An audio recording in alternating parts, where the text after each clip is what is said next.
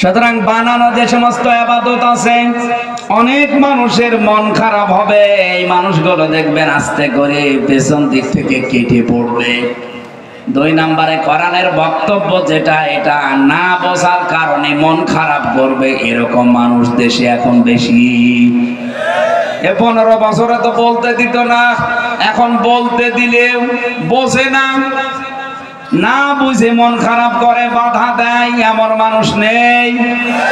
আর কথা বলেন না কেন? কোরআনে কারিমে আমি আজকে আসার সময় ব্যাখ্যাটা পড়ছিলাম, সূরা বাকারার ভেতরে আছে, জীবনে যত প্রেম আছে করে যায়, নবীজির তরে সবটুকু দিয়ে দেব তাই, বিনিময়ে শাফাত যদি তার পাই, মুছে যাবে জীবনে যত ব্যথা ভার, বালা বালা বিকামালিহি কাশাফাত দুজা বিজামালিহি হাসনাত জামিউ খিসালিহি সাল্লু আলাইহি ওয়া আলিহি। আলহামদুলিল্লাহ। যারা তাদের জন্য আজকের এই আয়োজন, সুতরাং খুশি হয়ে বলেন আলহামদুলিল্লাহ। এই আলোচনাটা আমার মনে হয় যদি মসজিদের ভেতরে আমরা করতাম, অন্য ধর্মের লোকেরা হয়তো আসতো না। আসতো? উন্মুক্ত ময়দানে করার কারণে বিভিন্ন জায়গায় বিভিন্ন জাতির লোকেরাও শুনতেছে। কোরআন শরীফ শুধু আমাদের জন্য না, সবার জন্য? সেই হিসাবে তাদেরকে ওয়েলকাম জানাচ্ছি, এসেছেন, আসেন, একটু বিবেকটা দিয়ে শুনবেন। বিবেকের কান আল্লাহ দিয়েছেন, এই কানটা লাগিয়ে শুনবেন। আশা করছি কোরআনে কারিম আপনাকেও সঠিক পথ দেখাবে ইনশাআল্লাহ। কয়েকদিন আগের কথা, কলেজের এক অধ্যাপক, হিন্দু, বিসিএস ক্যাডার, ওনারে বলেছিলাম যে স্যার আপনারে মুসলমান হওয়া লাগবে না, কিন্তু আপনি আমাদের ধর্মীয় গ্রন্থ কোরআন শরীফ একটু পড়বেন। উনি বলছে আমি তো আরবি বুঝি না। না, আরবি পড়া লাগবে না, আপনি বাংলায় পড়েন, ইংরেজিতে পড়েন। 3 মাস পরে আমি ওনারে কল দিয়েছিলাম যে কি স্যার কি অবস্থা পড়েছেন? আমারে বলে মাওলানা আমি মুসলমান হয়ে গেছি। মুসলমান হয়ে গেছি মানে? হ্যাঁ, কোরআন শরীফ পুরাটা আমি এই 3 মাসে বাংলা আর ইংরেজিতে পড়েছি। সূরা হজের 73 নম্বর আয়াতটা আমার অন্তরে নাড়া দিয়েছে। এই আয়াত আমি 50 বারের উপরে পড়েছি। পড়ে দেখলাম যে আমি যে ধর্মে আছি এটা তো ধর্ম না, এটা তো খেলাধুলা। কারণ হিসাবে ওনারা জিজ্ঞাসা করলাম কি বলেন আপনি, আপনার বয়স কোথায়? 55 বছর বয়স, আপনি খেলাধুলা বললেন? উনি আমারে বলছে আমি সূরা হজ 17 নম্বর পারায় আছে, এটা 73 নম্বর আয়াত। এটা যে 50 বারের উপরে পড়েছি, এটা তো খেলা করার জন্য পড়ি না। এক একবার পড়ি আর আমার মনে হচ্ছে অজানা একটা শক্তি আমাকে আকর্ষণ করে। শেষ পর্যন্ত আমি আর নিজেরে কন্ট্রোল করতে পারি না। আমি এক ইমাম সাহেবের কাছে অলরেডি মুসলমান হয়ে গেছি। এখন আমার স্ত্রী, আমার ছেলে মেয়ে, তাদেরকেও বানানোর চেষ্টায় আছে। ওনারে বলেছিলাম যে কি পড়লেন আপনি, একটু আমারে বোঝান তো দেখি, আমিও তো কত পড়েছি আয়াত। আমারে বলছে মাওলানা রব্বুল আলামিন এখানে ডাক দিয়েছেন শুধু মুসলমানদেরকে না, ইয়া আইয়ুহান নাস, হে মানব মণ্ডলী, মানুষ পদবাচ্চে যারা বিবেচিত সবাইকে আল্লাহ আয়াতে ডাক দিয়েছেন। গরিবা মাসালুন ফাসতামিউ লা, একটা উদাহরণ আমি আল্লাহ তোমাদেরকে দিতে চাই, একটা উপমা, একটা দৃষ্টান্ত তোমাদের সামনে পেশ করতে চাই। খুব ভালো করে উদাহরণটা লক্ষ্য করো, শোনো। আমি উদাহরণটা নিজে থেকে শুনছিলাম যে আল্লাহ কি বলতে চান। পরের শব্দগুলো পড়তেছি, ইন্নাল্লাযীনা তাদউনা মিন দুনিল্লাহি লা ইয়াখলুকু যুবাবাও ওয়া লা ইজতামাউ লাক। নিশ্চয় যারা আল্লাহ বাদে অন্য কারো উপাসনা করে, পূজা করে, ইবাদত করে, মাথা নত করে, মুসলমানেরা অন্য জাতির কথা বাদ দিলাম, মুসলিম যারা আছেন বলেন তো এই মাথাটা আল্লাহ ছাড়া কারো সামনে নত করা সম্ভব? এ পৃথিবীতে কারো সামনে আমাদের এই মাথা নত হবে না যারা নত করেছেন। এতদিন পর্যন্ত যারা মাথা নত করেছেন আমি তাদের নাম নিলাম না। এই মাথা নত করার কারণে আমাদের দেশটা এই পিছিয়ে আছে। শহীদ জিয়াউর রহমানের নামে আমি দোয়া করি বিভিন্ন জায়গায়, কারণ এই লোকটা ইয়ার আগ্রাসন বিরোধী ছিল। কি কথা বলছে? আপনি তার জীবনী পড়ে দেখেন। আজ যারা তার জীবন পড়ে আদর্শ দিয়ে রাজনীতি করছেন তারা অনেকেই জিয়াউর রহমানের আদর্শের উপরে আর রাজনীতি করেন না। করলে তারা রাম আর বাম, বিশেষ করে দাদা বাবুদের সাথে গোপনে আতাত করতেন না। ওনার জীবনে আমি পড়েছি জেলখানায় বসে বসে পড়াটা, বাইরে এসেও পড়েছি। সারাটা জীবন উনি ভারতের আগ্রাসন বিরোধী ছিলেন। আর আপনি কি রাজনীতি করেন যে ভারত আপনার বন্ধু হয়ে যাচ্ছে? শেরে বাংলা একে ফজলুল হক, বরিশালে বাড়ি, বাংলার বাঘ বলা হয়। এ লোকটা বারবার বলেছিল জীবনে বাংলাদেশের মানুষেরা যখন বুঝতে পারবে যে ইন্ডিয়া আমাদের শত্রু, তখন এরা একটু মানুষ হবে। 54 বছর পরে আমরা একটু হালকা টের পেয়েছি যে ইন্ডিয়া আমাদের শত্রু। তার মানে এখন আমরা একটু মানুষ হচ্ছি। এই জায়গায় তো বসে নেই ওরা। দেখেন আজকে এই জায়গাটা যেন আমরা না বুঝি, এজন্য বহু ষড়যন্ত্র অলরেডি ওরা আরম্ভ করেছে, সামনেও করবে। কোন ষড়যন্ত্রে পা দেওয়া যাবে না। দাদা বাবুদের ক্ষেত্রে সবাই এক হওয়া লাগবে। যতগুলো কারণ আমি বলবো তার ভেতরে 1 নাম্বার কারণ, এ পৃথিবীর কোন দেশে মসজিদ গড়িয়ে দিয়েছে, ভেঙে দিয়েছে, মন্দির বানিয়েছে আমি পাইনি, শুনিওনি। কিন্তু ইন্ডিয়া আমাদের আল্লাহর বহু ঘর তারা মাটির সাথে মিশিয়ে মন্দির বানিয়েছে। বলেন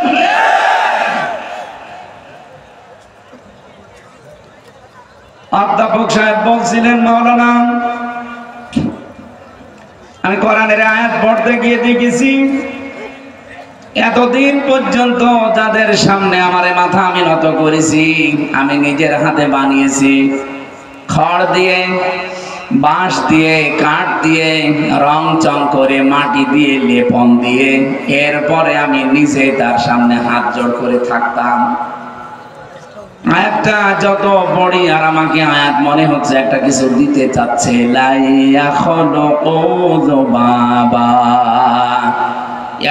এটা মোজারে, বর্তমান, ভবিষ্যৎ, প্রেজেন্ট, ফিউচার।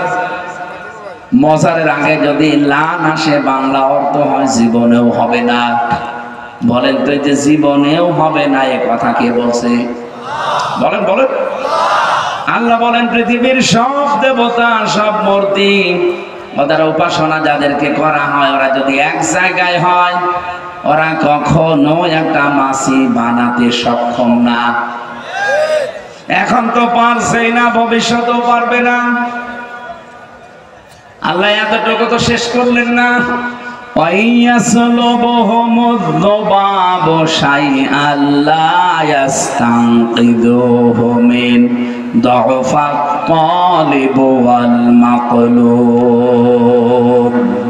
বলেন আল্লাহু আকবার। রব্বুল আলামিন বলেন ওদের সামনে থেকে যদি কোনো মাছি এসে ওদের কোনো কিছু ছিনিয়ে নিয়ে যায় ওরা আটকাতেও পারে না। কতই না দুর্বল যাদেরকে ডাকা হয় এবং যে ডাক দেয়।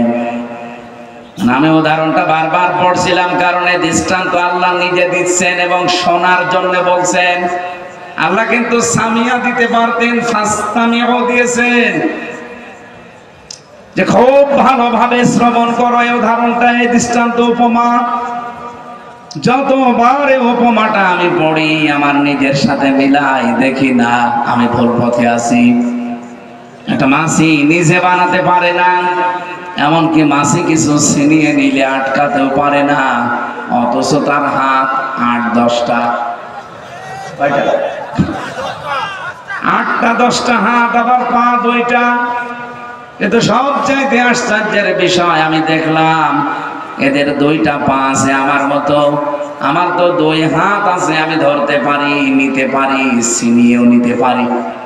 কিন্তু এর 8টা হাত, 10টা হাত, 12টা হাত দেওয়া, কিছু তো ধরতেও পারে না, ছিনিয়ে নিতেও পারে না, পা আছে দাঁড়াতেও পারে না, জায়গা মতো আবার বাঁশ দেওয়া লাগে। বাঁশ দেওয়া লাগে না?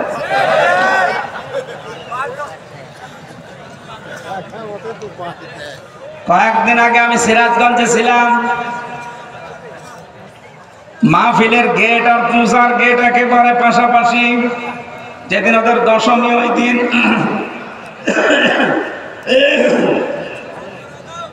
বৃষ্টি হচ্ছিল, এজন্য কমিটি আমারে বলছে হুজুর পেছন দিয়ে যাওয়া লাগবে, সামনে কাদা।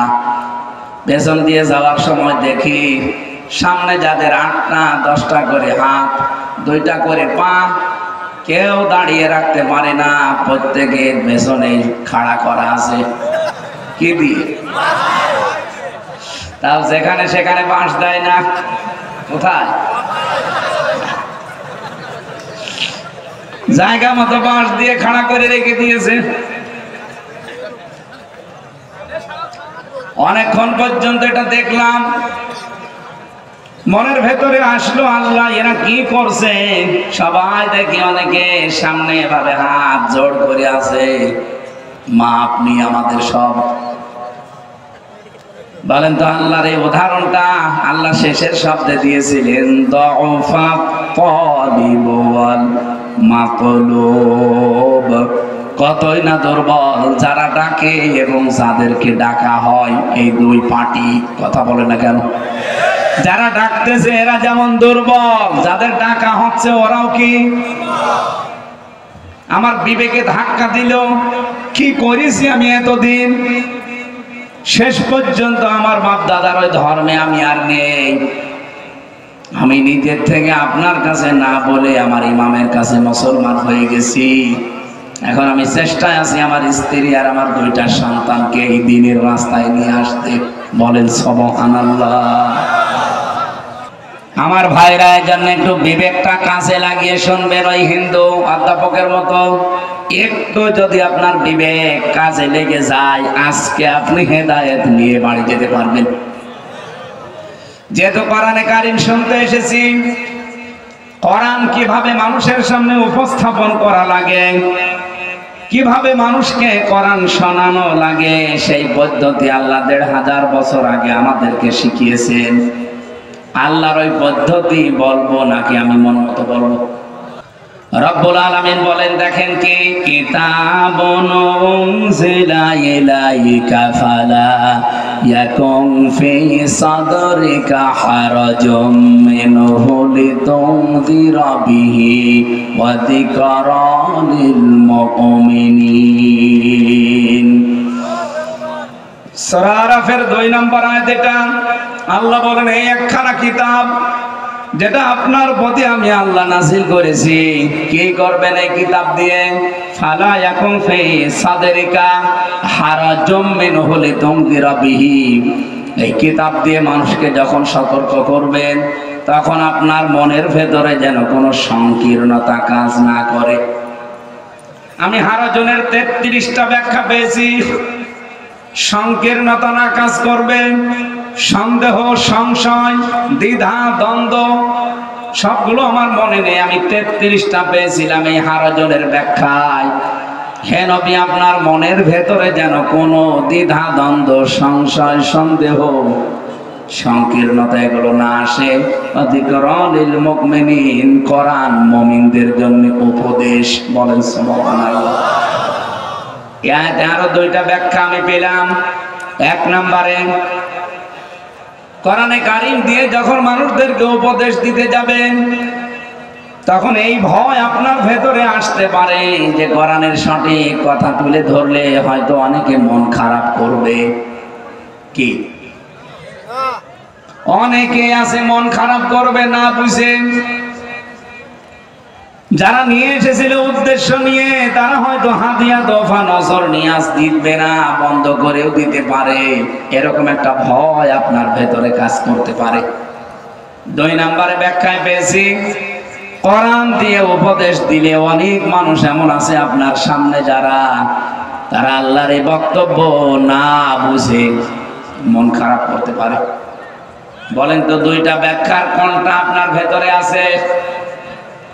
হয়তো আপনার এতদিনের বিভিন্ন বানানো ইবাদতে আপনি অভ্যস্ত, কোরআন দিয়ে ব্যাখ্যা বিশ্লেষণ করলে ওই ইবাদতগুলো টিকবে না, কারণ বহু ইবাদত এই বাংলাদেশে আছে যেগুলো মানুষ বানিয়েছে। এই কথা বলে রংপুর বিভাগের মানুষেরা অনেক দূর পিছিয়ে আছে, এগুলো এগিয়ে গেছে চট্টগ্রাম আর সিলেটের মানুষেরা। আমি তো বাংলাদেশের সবচাইতে বেশি চট্টগ্রামে থাকি, আমি দেখেছি এই মানুষগুলোর 100 ভাগের প্রায় 70 ভাগ ইবাদত ওরা বানিয়েছে। নবীজির মহব্বত দেখাতে গিয়ে এমন এমন ইবাদত বানিয়েছে, ওগুলো আমরা কি বেদাত বলে জানি। তার ভেতর অন্যতম একটা হচ্ছে মিলাদ। কোথায় পেয়েছে আমরা জানি না, ওরা নিজেরা নবীর নামে মিলাদ বানিয়ে 63 দিন পর্যন্ত মিলাদ পড়ে একাধারে। আমার প্রশ্ন হচ্ছে মিলাদ মানে জন্ম, মিলাদ মানে কি? আরো জোরে বলো। জন্ম হতে কয় দিন লাগে? 1 দিন।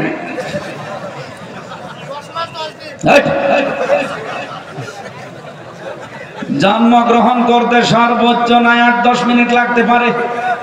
কথা বলে না কেন? অথচ মিলাদ পড়ছে 63 দিন। জন্ম আপনি এতদিন পালন করবেন কোন কারণে? পৃথিবীর কোন মানুষের জন্মদিন মৃত্যুদিন পালন করা ইসলামে আছে? কোন ইসলাম থেকে আপনি পেয়েছেন? সুতরাং বানানো যে সমস্ত ইবাদত আছে অনেক মানুষের মন খারাপ হবে, এই মানুষগুলো দেখবেন আস্তে করে পেছন দিক থেকে কেটে পড়বে।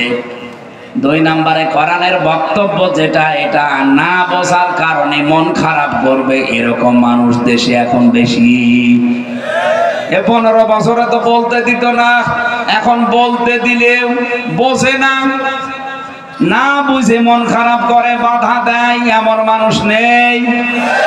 আর কথা বলেন না কেন?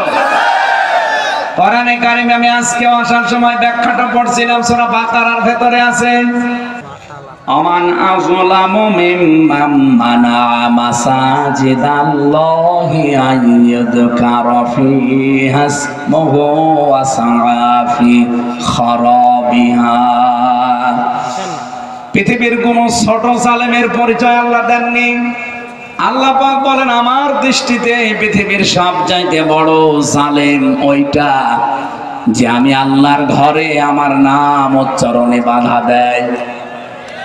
আর এটা নতুন করে বাংলাদেশে আরম্ভ হয়েছে, এ কথা বললেন না? নোয়াখালীতে যে ঘটনা, এটা সেম আয়াতের সাথে 100 ভাগ মিল আছে। মসজিদের ভেতরে তারা মমতাজের গান বলছিল না, বাবার জীবনী আলোচনা করছিল না, তারা কোরআন পড়ছিল। হয় কোরআন পড়ছিল, নাই কোরআন শেখাচ্ছিল। কোন কারণে আপনি বাধা দিতে গেলেন? আপনি তো আল্লাহর কাছে বড় জালেম। এখানে স্পষ্ট কথা, আইয়ুযকারা ফীহা ইসমুহু, বাধা দেয় তারা সেখানে আল্লাহর নাম, তার নাম উচ্চারণ করতে। কোরআনে কার নাম আছে বলেন তো? আল্লাহুল্লাযী লা ইলাহা ইল্লাহু আলিমুল গায়বি ওয়াশ শাহাদাতি হুয়ার রহমানুর রহিম। কতগুলো নাম আল্লাহর গেল আপনি টের পেয়েছেন? সূরা হাসরের এই শেষ 3 আয়াতের ভেতরে আমার আল্লাহর নাম দিয়ে সাজানো। যে কোরআনের এই আয়াত আমি মসজিদের ভেতরে পড়লে আমি নাম উচ্চারণ করলাম কার? আমি কি এখানে কোনো দেবতার নাম বলেছি? কথা বলেন, কথা বলেন। সুতরাং যারা বাধা দিয়েছেন তারা জালেম। আশা করছি তারা তাওবা করবেন। আর এদের কারণেই বহু মানুষ আজ এই জালেমদের এই কর্মকাণ্ড লক্ষ্য করে, যাদের বিবেক একটু বললাম ওই হিন্দু অধ্যাপকের মতো একটু কাজ করে, তারা দেখেন দলে দলে পালে পালে ইসলামে যোগ দিচ্ছে। কয়েকদিন আগে আমার হাতে 18 জন এসে বলছে আমরা কি না মুসলমান হবো তা বলে নাই, সব এসে হাত জোড় করে আমার কাছে এভাবে হাত আগিয়ে দিয়েছে। জমান নামাজ পড়ে বের হচ্ছিলাম কুষ্টিয়ায়, আপনি ভিডিও দেখবেন। 18 জন এসেছে, প্রত্যেকের নাম বাবার নাম বলছে। কি ভাই অসুবিধা কি? হুজুর এতদিন মানুষের তৈরি করা আইন কায়েমের জন্য চেষ্টা করতাম, এখন আমরা আল্লাহর তৈরি করা আইন কায়েমের জন্য দল করতে চাই। আমি বললাম কি কালেমা পড়ানো লাগবে? বলছে না, কালেমা জানি, কালেমা জানি, শুধু মন পাল্টিয়ে ফেলেছি। যারা মসজিদে আল্লাহর কালাম পড়তে নাম বলতে নিষেধ করে, বাধা দেয়, মারামারি করে, আমরা আর তাদের দলে নেই। সুতরাং নোয়াখালীতে যে মানুষগুলো এই কাজ করলেন তারা তাদের দলের ভালো করেননি, আরো দলকে ডুবিয়েছেন। এক কথা বলেন না কেন? এখানে হারাজনের ব্যাখ্যা পড়তে গিয়ে দেখলাম হয়তো না বুঝে অনেকেই মন খারাপ করে, বাধা দেয়। আপনি কোন কারণে বাধা দিতে গেলে বলেন তো? আপনি কি বোঝেন কোরআন কি?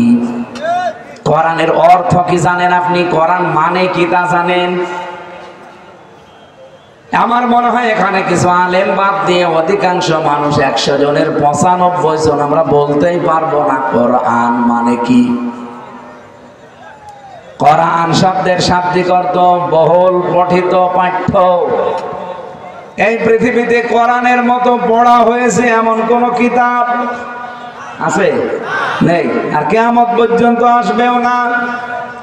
এই জন্য আল্লাহ দ্বিতীয় আয়াতে জানিয়েছেন ইত্তাবিউ মা উনজিলা ইলাইকুম মির রাব্বিকুম ওয়া লা তাত্তাবিউ মিন দুনিহি আউলিয়া কলিলাম মা তাযাক্কারুন। আল্লাহ শুধু রংপুরের মানুষগুলোকে বলে নাই ইত্তাবিউ, এটা বহু বচন, তোমরা সবাই মিলে অনুসরণ করো। আল্লাহ কিন্তু সবাই মিলে ভালোবাসো এ কথা এখানে বলেন নাই। তাহলে হাফবন দিতেন, আল্লাহ তাবগন দিয়েছেন। তাবাইন মাদ্দাই 3টা অক্ষর, এর বাংলা অর্থ হচ্ছে দেখে দেখে চলা। আপনার সামনে একটা মানুষ হেঁটে যাচ্ছে, কিভাবে হাত নাড়ায়, কিভাবে মাথা নাড়ায়, কিভাবে মাজা দোলায়, যেইভাবে চলে ওইভাবে দেখে দেখে চলার নাম আরবিতে তাবউন, অনুসরণ। কোরআনে কারীমকে আল্লাহ আমাদের কাছে দিয়েছেন তাবউন, অনুসরণ করার জন্য। একা একা করলে হবে না, সবাই মিলে করা লাগবে। কথা বলেন না কেন? এইটাই তো আমরা চাচ্ছি। এ বাংলাদেশে এতদিন আমরা অনেকেই নিজে কোরআন পড়েছিলাম, নিজে বুঝেছিলাম, নিজে মেনেছিলাম। হবে না, ইত্তাবিউ বহু বচন, সবাই মিলে আমরা অনুসরণ করতে চাই, ইত্তেবা করতে চাই, দেখে দেখে চলতে চাই। কিন্তু দুর্ভাগ্যজনক হলেও সত্য, এই 54 বছরে বাংলাদেশে কোরআন অনুসরণ করার পরিবেশ এখনো গড়ে ওঠে নাই। এবার আমার একটা প্রশ্ন আছে, সূরা হামিম সেজদার 33 নম্বর আয়াত নিয়ে। এদিকে তাকান। এই দাদা, কোথায় যায়? ক্লাসের মতো শোনা লাগবে, ক্লাসে কি ওঠাউঠি করে মানুষ?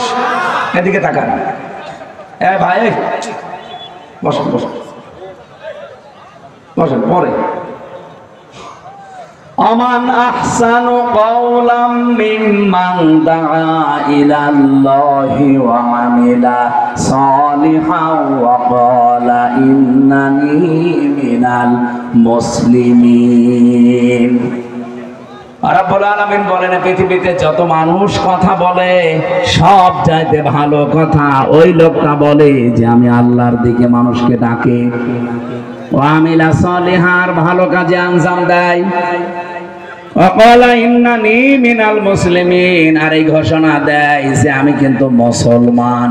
আমি কি বলেন বলেন। এর ভেতরে আমরা তিনটা বিধান পেলাম। এক নম্বরে টাকা লাগবে কার দিকে? আরো জোরে বলেন।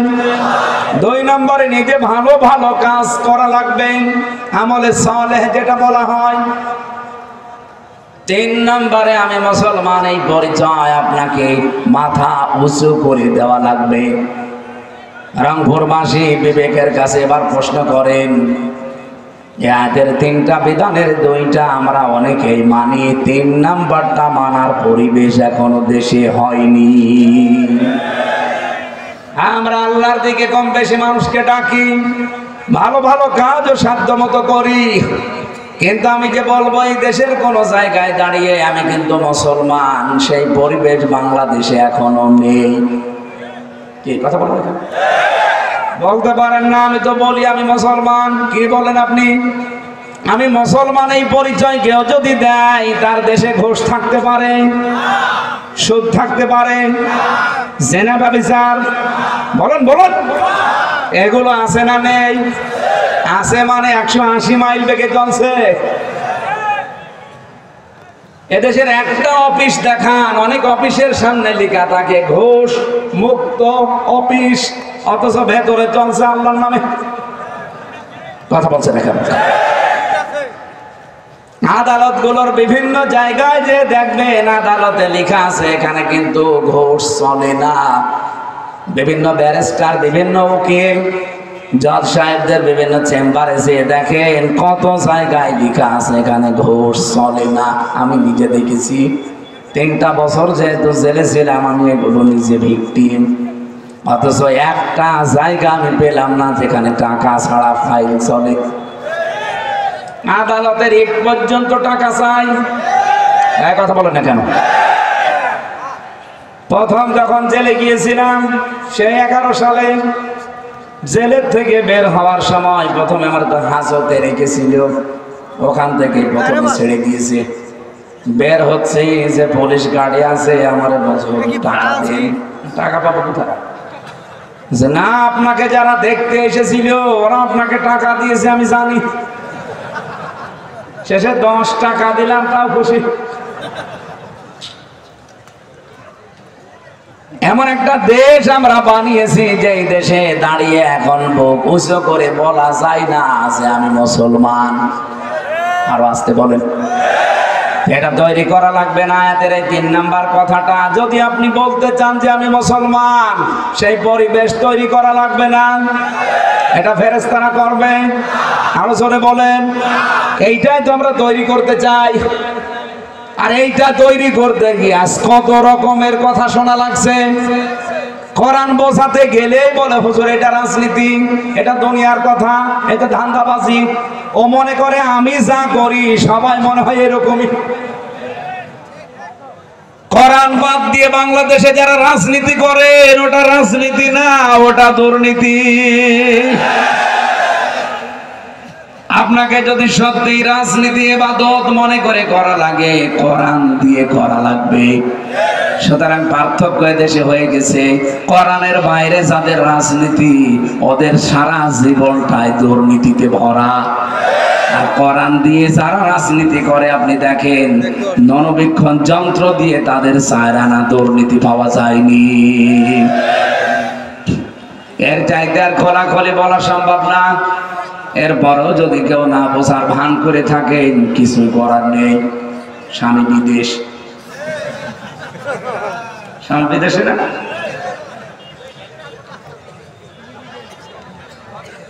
যেটা আমি আয়াত থেকে তুলে আনতে চাই। আজ যেহেতু সবাই মিলে অনুসরণ করার একটা প্রতিযোগিতা অলরেডি আরম্ভ হয়ে গেছে। দলে দলে দেখেন, পালে পালে মানুষ, বিভিন্ন জেলায় আমি যাই দেখি মানুষ আসতেছে। সেদিন আমার পাশের জেলা চুয়াডাঙ্গা, আলমডাঙ্গা থানায় 300 মানুষ একবারে এসে বলছে আমরা আল্লাহর আইন কায়েমের জন্য এবার আন্দোলন করতে চাই। এবার যে দৃশ্য সারা দেশে তৈরি হয়েছে, আমার তো মনে হচ্ছে সূরা নসর আমার আল্লাহ এবার বাস্তবে প্রতিফলন আবার ঘটাবে। ইযা জাআ নাসরুল্লাহি ওয়াল ফাত, হে নবী আল্লাহর সাহায্য যখন আসবে তখন আপনি বিজয় দেখতে পাবেন। আল্লাহর বিজয় যদি দুনিয়াতে আল্লাহ পাঠায়, কয়েকটা জিনিস আল্লাহ মানুষকে দেখায়। তার 1 নম্বরে অরাইতান নাসা ইয়াদখুলুনা ফি দীনিল্লাহি আফওয়াজা, দলে দলে পালে পালে মানুষ ইসলামে প্রবেশ করছে, এটা আপনি দেখতে পাবেন। এর চাইতে আপনি আবার কি দেখবেন? 2024 সালের আগস্টের 5 তারিখ, তার আগের একটা জরিপ দেখেন। আমি আন্তর্জাতিক একটা জরিপ পেয়েছিলাম, ওখানে মাত্র 100 জনের 15 জন মানুষ বলতো যে আমরা এই দেশে ইসলাম কায়েম করতে চাই। মাত্র 100 জনের 15 জন। এই 2025 সালের অক্টোবরের 1 তারিখের রিপোর্ট দেখেন।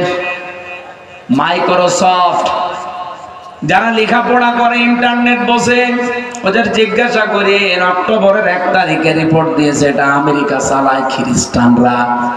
তারা বলছে বাংলাদেশের মানুষের ভেতরে এখন 100 জনের 77 জন মানুষ বলছে আমরা ইসলাম চাই।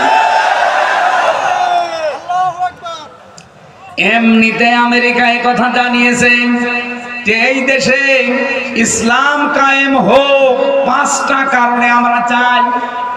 1 নাম্বার কারণ তারা লিখেছে, ইসলাম নিয়ে যারা এদেশে রাজনীতি করছে তারা 1 নম্বরে ভদ্র, নম্র এবং সৎ। এ কথা হামজা বানিয়েছে। বলেন বলেন, যারা আমাদের জাত শত্রু দেখতে পারে না, খ্রিস্টান, তারা বলছে বাংলাদেশে যারা ইসলাম নিয়ে রাজনীতি করে এরা একদিকে সৎ আর একদিকে নম্র, এদের সাথে কথা বলা যায়, আর একদিকে এরা সততা দিয়ে পরিপূর্ণ। যারা মাওলানা নিজামী এবং আলী হাসান মুজাহিদ রহমতুল্লাহ আলাই তাদের জীবনীগুলো দেখেছে যে তারা মন্ত্রী ছিল কিন্তু 1টা টাকা তাদের দুর্নীতি পাওয়া যায়নি। এর চাইতে আপনি আবার কি দেখতে চান? না, এর চাইতেও ভালো মানুষ লাগবে, তাহলে ফেরেশতা ছাড়া সম্ভব না। কথা বলেন না কেন? আপনাদের এখানে যিনি জামাত ইসলাম থেকে নমিনি হয়েছেন জনাব এটিএম আজহারুল ইসলাম মাজলুম, এই মানুষটাও জানিয়েছে আল্লাহ যদি এবার আমাকে এমপি বানায়, এই দেশের কোন মানুষের চায়রা না আমার পেটে যাবে না। এ কথা বলে নাই? আমিরে জামাত ডাক্তার শফিকুর রহমান ঘোষণা দিয়েছে, জামাত ইসলামী থেকে কেউ যদি এমপি হয়, মন্ত্রী হয়, 5 বছরে তার 1টা টাকা বাড়বে না। 73টা দল এই দেশে কাজ করছে।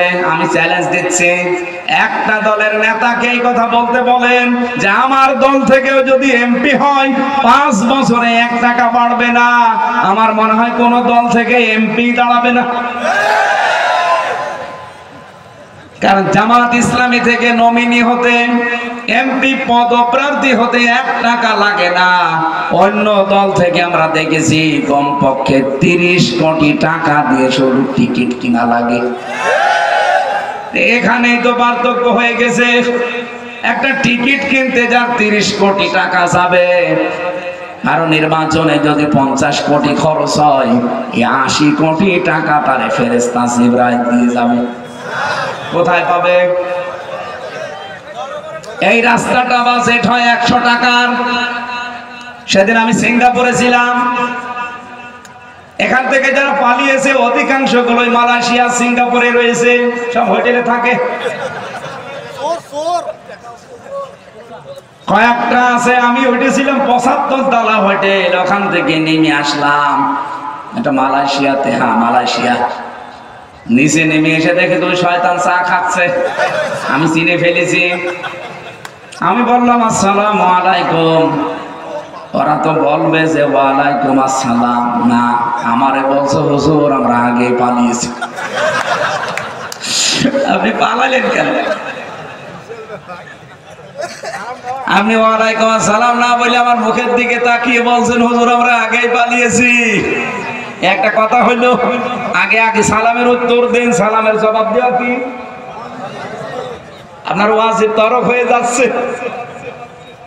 পরে বলছে ওয়ালাইকুম আসসালাম, বসেন। আমারে বসিয়ে কয়েকটা কথা বলছিল, তার ভেতরে এইটা আমার খুব ভালো লেগেছে। হুজুর আমি নিজেও মন্ত্রী ছিলাম, আমি তো জানি দেশের অবস্থা।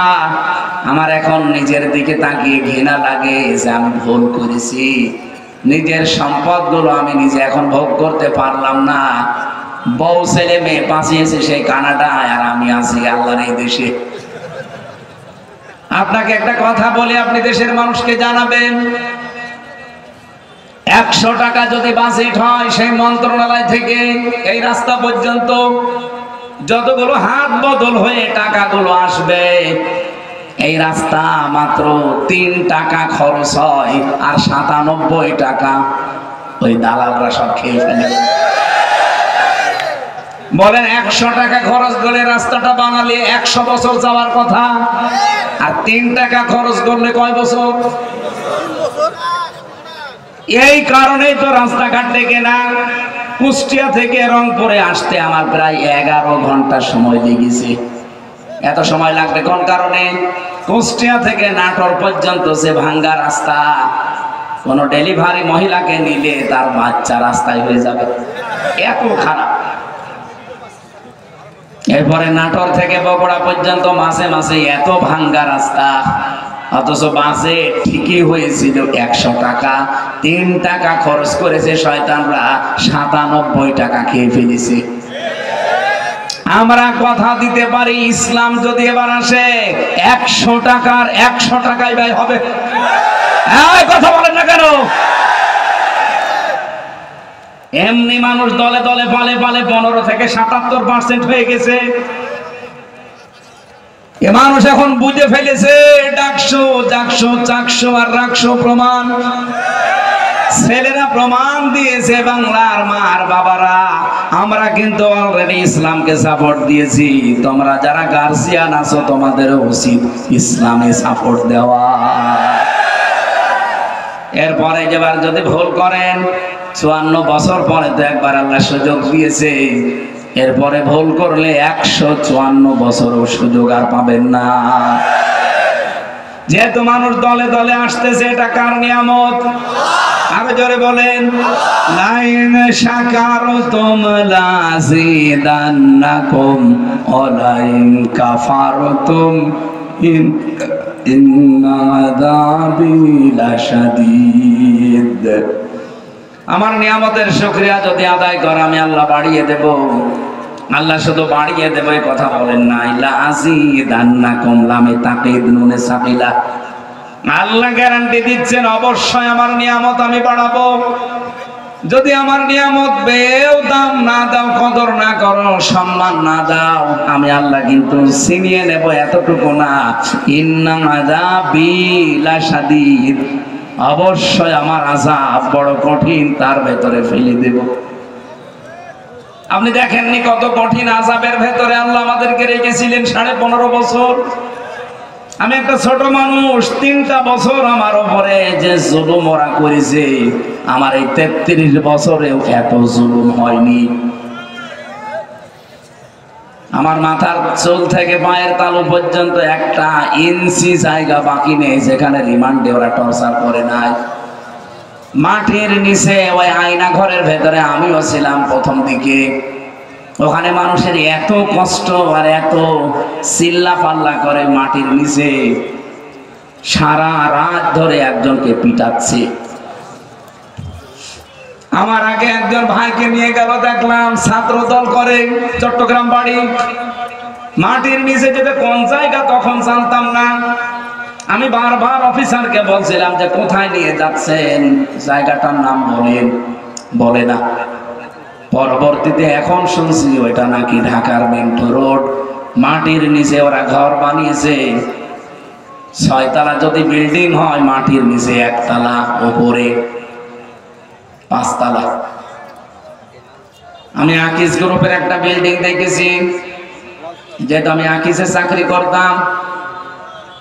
ওনাদের একটা বিল্ডিং আছে, বিল্ডিংটা 10 তলা, উপরে 7 তলা, নিচে 3 তলা। আমি আর সত্য কথা বলেই ফেলি।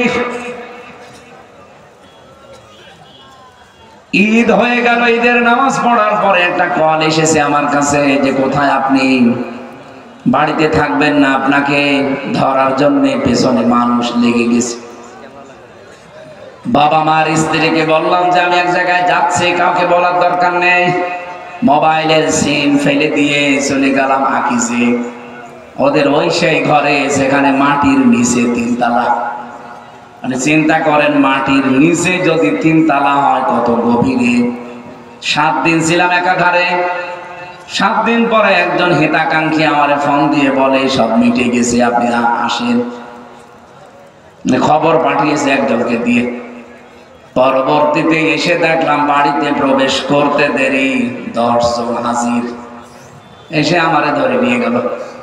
যাওয়ার সময় আমি বারবার বলছিলাম কোথায় নিয়ে যাচ্ছেন, কুষ্টিয়াতে। বলছে না। কোথায়? জানি না। জানি না মানে আপনারা 10-12 জন এসেছেন, বলবেন না যে কোথায় নিয়ে যাচ্ছেন? এর আগে শুনতাম শুধু যে মানুষ গুম হয়, এবার সত্যি রাত 12:30টার সময় নিয়ে ওই জায়গায় আমারে ফেলে দিল। যে দেখে আমার মতো নাদান অনেকগুলো আছে, কেউ 7 বছর, কেউ 5 বছর পড়ে আছে দুনিয়ায়, কেউ জানে না মাটির নিচে। একজনকে নিয়ে গেল, দেখলাম আমার সামনে দিয়ে, রাত তখন 2টা বাজে। এসে হঠাৎ করে বলছে ওঠো। কি করবো উঠে? বাজে কত স্যার? বলছে রাত 2টা। এত রাতে কোথায়? যে সময় হয়ে গেছে, তার মানে ওরে খরচ দেবে। ওখান থেকে নিয়ে যায়, 2 বছর 5 বছর পরে বের করে একটা বন অঞ্চলে নিয়ে যায়, হয় টাঙ্গাইলে নিয়ে যায়, ওখানে যেহেতু জঙ্গল আছে, অথবা কক্সবাজারে নিয়ে যায়, জঙ্গল আছে, ওখানে যে বলে তোরে ছেড়ে দিলাম যা। যেই দৌড় দেয় পেছন থেকে গুলি করি এই জায়গায় শেষ। বলো বন্দুক যুদ্ধে মরে গেছে, যাহা মিথ্যা কথা। আমি বহু মানুষকে এভাবে মারতে দেখেছি। সর্বশেষ যেদিন আমার রিমান্ড শেষ হয়, ওই দিন দেখলাম একটা ভাইকে নিয়ে গেল, ভালো মানুষ নিয়ে যাচ্ছে। আসার পরে দেখি ওর হাতের এই নখ, পায়ের নখ একটাও নেই। এরপরে আমার নিয়ে গেল, যে বলছে হুজুরে যে এই জিনিস দিয়ে আমরা নখ তুলি, আপনারও নখ তোলা হবে এখন। ওনারে বললাম ভাই আপনাকে কি করেছে একটু বলেন। আমারে তো নিয়ে যাবে, শুনলাম যে ওই মেশিন আমারেও দেখিয়েছে যে আমার নখ তুলবে। আমরা তো একটা নখও দেখি না, ফিনকি দিয়ে রক্ত বের হচ্ছে। আমারে বলছে হামজা ভাই, আমারে নিয়ে যখন চেয়ারে বসিয়ে দিল, হাত আর পা বেল্ট দিয়ে বেঁধে দিল, গলার সাথে একটা বেল আটকে দিল, উপরে একটা কালো কাপড় দিয়ে মুখ ঢেকে দিল। হঠাৎ দেখে একটা কি মেশিন আমার হাতের কাছে, একবার টিপ দেয়, একবারে নখ উঠে চলে আসে। মানে এমন সিস্টেম করা, 5টা আঙ্গুলের সাথে ওগুলো লেগে যায়। শুধু ওই বাম থেকে একটা টিপ দেবে, একবারে নখ উঠে চলে আসবে। নখগুলো ওঠার পরে যদি ছেড়ে দেয় তাও তো বাঁচা যায়, ওর ভেতরে সুই ঢোকায়। সুই ঢোকালে মানুষ তো চিল্লা পাল্লা করবে, স্বাভাবিক। রক্ত বের হয়, তখন ওর উপরে লবণ ছিটিয়ে দেয়। এতগুলো দৃশ্য দেখার পরও আমি কিন্তু নরম ছিলাম না। আমি বলছি না, আপনাদের এই মিথ্যা কথা আমি একটাও বলবো না। ওরা বহু কিছু আমারে লিখে দিয়েছে যেগুলো বলা লাগবে, না বলবো না। সর্বশেষ আমারে মাটির নিচে যে ঘরে 11 ঘন্টা আটকে রেখেছিল, এক ঘরের ভেতরে।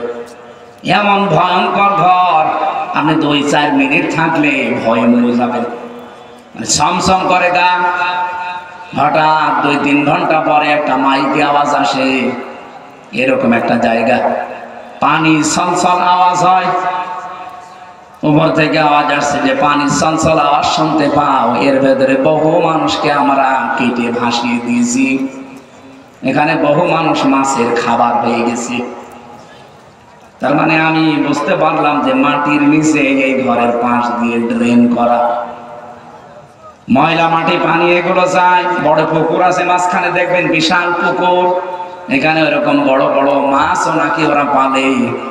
এই গোস্তগুলো যখন টুকরা টুকরা হয়ে যাবে মাছে খায়, হাঙ্গর মাছ নাকি বলে, মাগুর মাছ। এরপরে 11 ঘন্টা পার হয়ে গেছে, 4 ওয়াক্ত নামাজ আমি একা একা পড়েছি ইশারায়, কারণ আমি জানতাম না যে এখন কয়টা বাজে। জোহরের আগে নিয়ে গেছে, জোহর, আসর, মাগরিব, ইশা সব আমি ইশারায় পড়েছি, কারণ আমার হাত বাঁধা, পা বাঁধা, চোখ বাঁধা কালো কাপড় দিয়ে। সর্বশেষ আমারে বলছে, যা লিখে দিয়েছি, কালকে যদি আদালতে এগুলো না বলো তোমার বউ তুলে নিয়ে আনবো। কোন মহাপুরুষ আছে এই কঠিন সময়ে ধৈর্য ধারণ করে থাকতে পারে আপনি বলেন তো? আমার ম্যাডাম ওই সময় 7 মাসের বাচ্চা, সে অসুস্থ। আমি জেল থেকে বের হয়ে শুনলাম বাচ্চাটার 4 বছর হয়ে গেছে। বাচ্চাটা পর্যন্ত আমার চিনি না, কারণ এই 4 বছর 3 বছরের ভেতরে আমি কোনোদিন দেখি নাই। জেল থেকে বের হয়ে যেদিন বাড়িতে গেলাম, নিস্তালা থেকে দেখি আমার ওই 2টা মেয়ে, যেটা ছোট রেখেছিলাম ওইটা এসে আমার হাত ধরে বলছে, হুজুর আমাদের বাড়ি চলেন। তার মানে আমি যে ওর বাবা ও জানি না।